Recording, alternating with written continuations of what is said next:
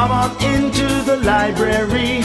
It's a place where I love to be. Look in a book, here's a story for you. Who makes stories when the day is through? Who makes stories when the day is through? Story makers, working through the night till the rising sun. Story makers, stories are fabulous, stories are fun. Milton Wordsworth, Shelley and Jackson, working through the night till the rising sun.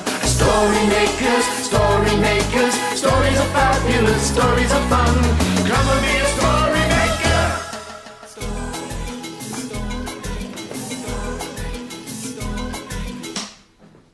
Story makers.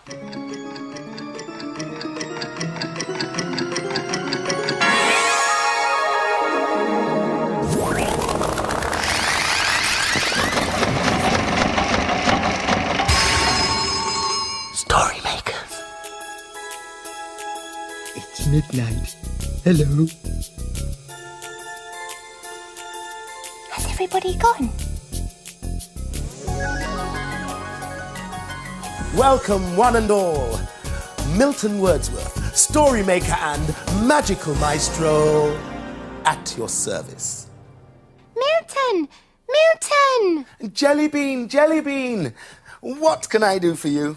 No, Milton. What can I do for you? It was Lend a Hand Day at the library today. That means you have to help someone and then you get a sticker. Oh, one of these, you mean? Yes. Is there anything I can do for you? Well, Jelly, you could help me put these books away to help out the librarian. Oh, okay. Yes, that would be very helpful, wouldn't it? You put those books over there, and these books over here, and those books here. Anything you say, Jelly. Can I have my sticker now, please? I think you have to help a little more to earn a lend a hand sticker. Oh, okay. Well, I know. I'll help you put a sticker in the story machine. Excellent idea. Okay. There you go. There's your sticker. And this one's for the machine. In the machine. Please, can I help by saying the magic words? Of course you can, dear heart. Join in too. Imagine a story.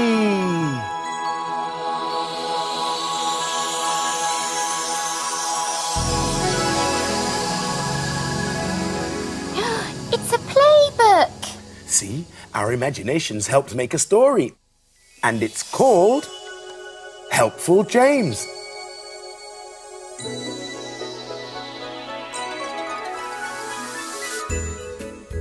Mum was sitting down reading her book. A little hand appeared next to her and took the sticky tape that was lying on the table. Mum looked at James. "It's for my baby," James said. Dad was in the garden pulling out some weeds. A pair of legs with a box on top walked by. The box on legs turned to Dad. It was James. "It's for my baby," James said. Mum and Emily were reading a book when they felt a tug at their cushion. The cushion shot out from behind them. The cushion was attached to James. "It's for my baby," he said. Dad was taking a rest after all his weeding when he saw a large towel and James slide past. James did not even look round as he dragged the towel indoors. "It's for my baby," he said as he went inside the house. Mum and Dad saw James climb the stairs. "I wonder what he is doing." James was using the sticky tape to make sticky plasters. He made a box bed with the cushion. His baby wasn't feeling well. Mum and Dad had come upstairs to take a look. They had an idea. A hand opened the fridge door. Another hand took out the cake tub. James was still busy, a towel for a blanket, and his baby needed her doll. Mum and Dad tiptoed back upstairs. They had milk and cake. For baby, of course. There, finished. Hi, Jackson. What are you doing? Oh, well, the children did lots of space pictures today, and I've done one too. Oh, do you want me to help? I've been helping Milton, and he gave me this sticker. No, thank you, Jelly. No, the picture's finished. Now all we have to do is put it in the story machine to make a story. Oh, but I could colour your picture. It needs some colours. No, Jelly. I don't want any colour on this picture. Oh, okay. In it goes. Ooh. What was that? Just a few pens, Jackson, to make your story more colourful. I'm just lending a hand. But now you will have ruined the story. Oh, well, I can help you by saying the magic words if you like. No, thank you. I shall say it with the other story makers. Imagine a story.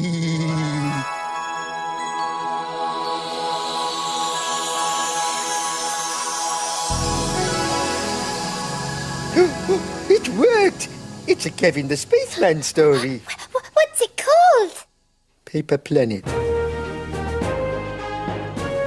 Kevin and Spanner in space to explore, seeking out planets never heard of before. Kevin knew where they were. He'd seen this planet on his space map. It was called Planet Paper.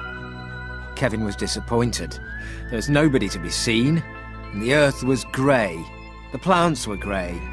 It was very quiet and sort of sad. Spanner barked. A grey bird flapped across the sky. Oh, well, thought Kevin. We may as well explore anyway, now we're here. Then Spanner stopped. He could hear some rustling beneath their feet.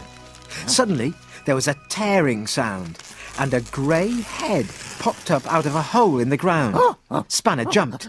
He hadn't expected that. Hello, said Kevin, surprised. Are you alone? A rustly voice whispered.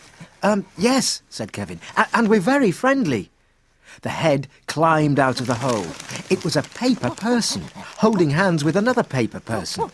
Spanner couldn't believe his eyes. Before he knew it, there were 4 paper people standing in a long line.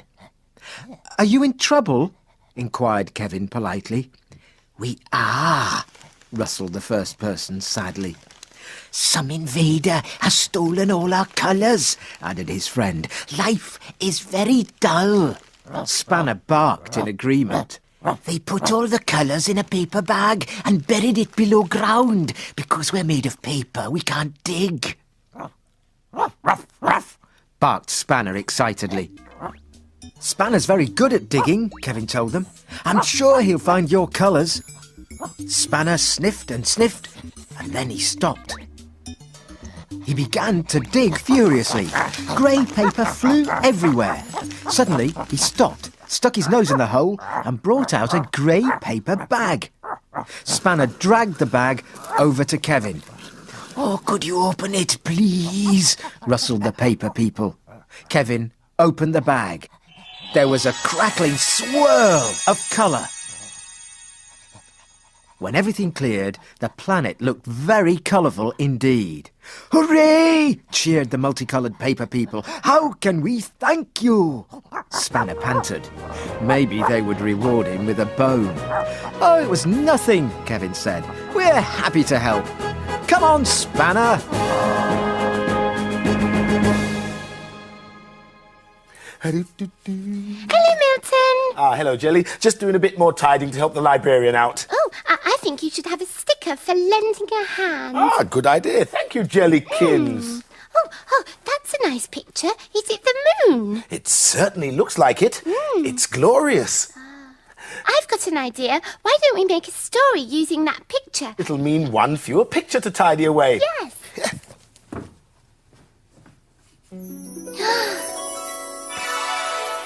That's one less picture to tidy up. Are you ready with the magic words? Imagine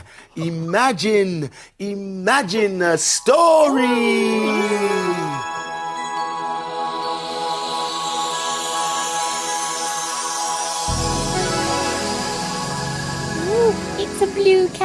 story, Milton. That's right. Blue Cow goes to the moon. In a field not far away is a herd of cows grazing quietly. One of the cows is most unusual. Blue Cow wonders about the big world beyond her field. One day, Blue Cow was looking up at the sky. Ooh, I wonder what it would be like to live on the moon. She's off again, said the other cows. So, Blue Cow caught the bus that stops beside her field.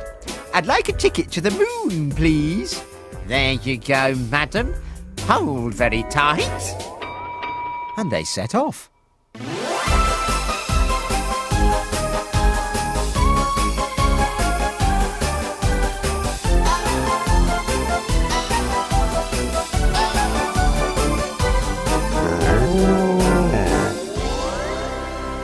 And then they arrived. When Blue Cow got off the bus, she could hardly believe her eyes. There was a huge rocket on a launch pad, and Blue Cow heard the countdown begin. 10, 9, 8. Ooh, I'd better hurry, she thought, so she hopped inside quickly. 5, 4, 3, 2, 1. Blast off! And with a great roar, the rocket shot into space. Off to the moon! Blue Cow looked out and watched the world get smaller and smaller. After a while, the rocket landed on the moon and she hopped out. It smelt funny, like cheese. Blue Cow sniffed the ground. It was cheese. And just then, a spotty man appeared. He said. Oh, hello, said Blue Cow. Nice to meet you. Said the spotty man, and he handed us some tea. Thank you, said Blue Cow. Just what I needed. Back on Earth, Blue Cow's farmer was having his lunch and watching the news. Cow in space, said the headlines on one channel. Blue Moon Cow, said another. The farmer switched off the television. Wow, what nonsense, he thought. On the moon, the spotty man was showing Blue Cow around his garden. Blue Cow loved it, but soon she thought it was time to go home. I think it's time to go home, she said. So she broke off a piece of cheese from the moon to eat on the journey. The spotty man waved goodbye as she got in the rocket, and he even did the countdown for her. Bye-bye, moon. I wonder why the moon smelt so strongly of cheese. Oh, I don't know. Now then, I left my cheese sandwich somewhere. Where is it? Oh, I think I might have tied it away, Milton, just to be helpful. Oh, never mind. Thank you for lending a hand tonight, Jelly. Oh, that's my pleasure. Oh, it's time for us to go.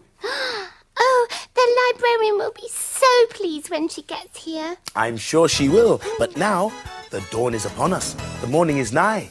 We've made our stories, and we bid you goodbye. Working through the night till the rising sun. Story makers, stories are fabulous. Thanks for helping. Bye, story makers.